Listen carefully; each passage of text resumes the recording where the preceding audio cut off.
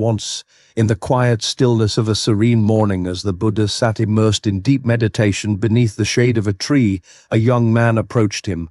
The man's face bore the unmistakable traces of emotional turmoil, his eyes sunken with grief, and his shoulders weighed down by sorrow. Noticing his distress, the Buddha gently opened his eyes and asked the young man what was troubling him so deeply. The young man, after a moment of silent struggle to contain his emotions, finally spoke. He said, "O enlightened one, my heart is burdened with a sorrow I cannot shake. A few months ago I lost my father. His passing left a void in my life, and ever since I have been unable to find peace. I have come here with a request despite the deeds my father may have done in his lifetime. Be they good or bad, I want his soul to find rest in heaven. I wish for him to attain peace in the afterlife. I've heard of your wisdom and powers, and so I beg you, please perform the necessary afterlife rituals for him. Please ensure that his soul reaches heaven and remains there in eternal peace." The Buddha listened quietly, with his calm and compassionate demeanor. After a pause, he said, "Very well, but first I need you to bring me 2 earthen pots. Along with them, bring some smooth pebbles and a quantity of fresh butter sufficient to fill the pots." Though slightly puzzled, the young man assumed these items were for the sacred rituals. Without question, he went into the nearby town, purchased what was required, and returned to the Buddha. Buddha then gave him the next instruction: fill one of the pots entirely with the pebbles. Buddha said, "Fill the other with the butter. Once done, seal both pots tightly and take them to the nearby pond. Drop both pots into the water." The young man obeyed. He carefully filled one pot with the heavy pebbles and the other with soft, malleable butter. After sealing them as instructed, he carried the pots to the nearby pond and dropped them into the water. As expected, both pots sank to the bottom of the pond due to their weight. The Buddha then looked at him and said, "Now take this stick and break open the pots beneath the water." The young man, without hesitation, took the stick and struck the submerged pots until they cracked open. Immediately the contents of the pots were released into the water. The butter from one of the pots slowly began to rise to the surface and float. The pebbles from the other pot, as predicted, stayed sunken at the bottom of the pond, unmoved.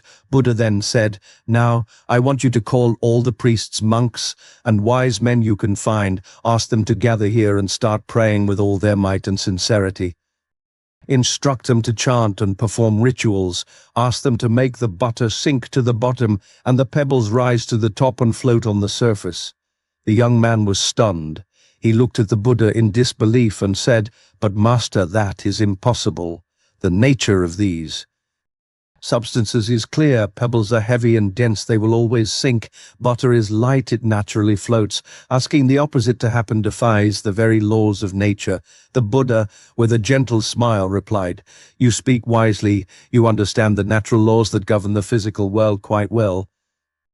And yet you fail to see that these same laws apply to the moral and spiritual world too. If your father's actions in life were wrongful and burdensome, if he carried the weight of lies, cruelty, or selfishness, then his soul, like the pebbles, is bound to sink under the weight of those karmas. No number of prayers or rituals can lift that weight.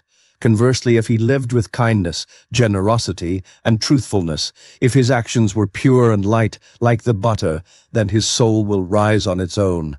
No force in the universe can suppress it." The young man stood there, stunned by the clarity and depth of the Buddha's words. In that moment, a realization dawned upon him, not just about his father, but about life itself. Tears welled in his eyes, not of sorrow, but of understanding. He bowed deeply, touched the feet of the Buddha, and said, "Thank you, Master. You've taught me a lesson more profound than any ritual could offer. I now see that it is not prayers or ceremonies that define where a soul goes, but the weight of its own karma." And so, this story leaves us with a simple yet eternal truth, a truth that applies to every one of us. In this life, our actions are seeds we sow.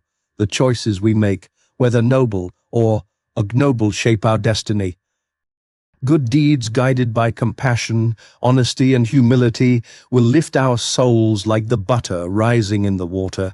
Harmful actions driven by greed, anger, or ignorance will drag us down like the heavy pebbles that cannot be lifted.